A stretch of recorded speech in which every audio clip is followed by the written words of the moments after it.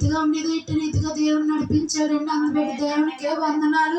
ఒకప్పుడు జీవితం వేరు, మరి ఇప్పుడు జీవితం వేరు. 6 సంవత్సరాలు బట్టి నేను దేవుడు ఎంతో బలపరిచి దేవుడు నేను ఎంతో లోతుగా దేవుని తెలుసుకోవడానికి దేవుడు కృప చూపించాడండి. అందుబట్టి దేవునికి వందనాలు. నేను మధ్యలో తొట్టిల్లిపోయి విగ్రహారాధనకి చేసి మరి వివాహమైన ఏదైనా విగ్రహారాధన ద్వారా చేశారండి నాకు. మరి చిన్నప్పుడైతే వెళ్ళేదాన్ని కానీ మరలా దేవుడిని మరి వదిలేశాను. కానీ అయినప్పటికీ దేవుడు నన్ను మరణ పడకల నుంచి లేవనెత్తి నువ్వు నా బిడ్డవు, నా సత్తువు, నువ్వు మానేస్తే అలాగని ఎన్నో ప్రమాదాల నుంచి నన్ను ఎంతగానో కాపాడాడండి. అనారోగ్య విషయంలో కూడా చాలాసార్లు హాస్పిటల్లో నేను ఉన్నానండి. నా చిన్న బిడ్డ కూడా హాస్పిటల్లో ఉంది, నేను హాస్పిటల్లో ఉన్నాను. చాలా మరి వ్యర్థమైన డబ్బు అంతా వృధాగా ఖర్చు అయిపోయిందండి. మరి దేవుడు ఎంతగానో మరి ఈ సంవత్సరం పోయిన సంవత్సరం కూడా ఎంతగానో ఆరోగ్యం ఇచ్చి ఎంతగానో కాపాడాడండి దేవుడు. అందుబట్టి దేవునికే వందనాలు. మరి దేవునికే నేను రుణపడి ఉంటాను. ఆయన ఏది చెప్పినా దానికి భద్రాలై నేను శిరస వహించి మన తల్లిదండ్రులు ఎంతగానో బలపరిచి నన్ను నడిపిస్తున్నారండి. నా తప్పులు ఏమైనా ఉంటే క్షమించండి. మరి ఎవరు కోప్పడినా నన్ను దేవుడు మాత్రం కోప్పడకూడదండి. ఏదో ఆశపడుతున్నానండి. ఆయన కోప్పడితే ఆయన కొడతారు, మేము తట్టుకోలేనండి. అసలు చిన్నప్పటి నుంచి చాలా ఒడిదుడుకులు, బాధలు, నాకు దుఃఖం అంతా, కన్నీరు అంతా వృధా అయిపోయిందండి. నాకు కన్నీరు కూడా రావట్లేదు. ఎంతో దుఃఖము, బాధ అయితే తప్ప కన్నీరు అంతా వృధా, దానికి వేస్ట్ చేసుకున్నానండి నేను.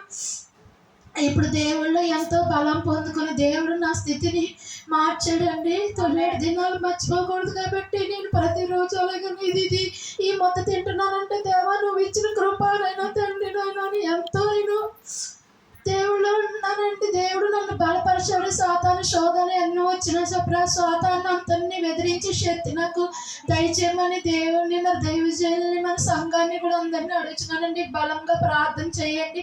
దేవుళ్ళో బలంగా వాడబడాల, కుటుంబం అంతా ముందు ఉండాలి. ఫౌండేషన్ విషయం కార్యక్రమంలో కూడా నేను ప్రతి ఒక్కటి చేయాలని ఆశపడుతున్నానని, దేవుడు గుప్పలు ఇప్పి ఇవ్వాలని మీరు అందరూ ప్రార్థన చేయండి. మరి తల్లిదండ్రులకి మనంతా అండగా ఉందాం, సహకారులుగా ఉందాం. మనందరికీ సహకారి దేవాతి దేవుడు.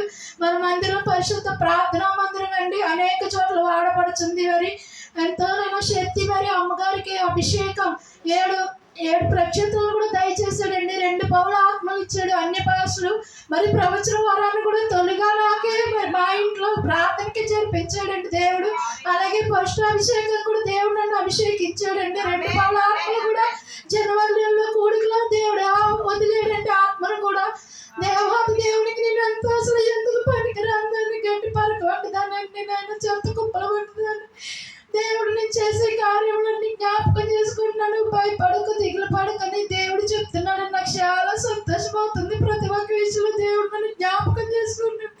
నన్ను ఇంకా బాగా వాడుకోవాలని, బలంగా ఉండాలండి. దేవుడికి అడుగుతున్నానండి. మీరు అందరూ కూడా ప్రార్థన చేయమని, నా కుటుంబం గురించి కూడా ప్రార్థన చేయండి. నా తల్లిదండ్రులు మరి కన్న తల్లిదండ్రులు లేరు, పెంచుకున్న తల్లిదండ్రులే ఉన్నారండి. నాకు ఆత్మీయ తల్లిదండ్రులుగా మరి దైవజనులు ఉన్నారు. వారికి ఏదైనా కష్టము, సుఖము అన్ని వారితోనే నేను చెప్పుకుంటూ ఉంటానండి. వారు ధైర్యపరుస్తారు. అందుబట్టి దేవునికి వందనాలు.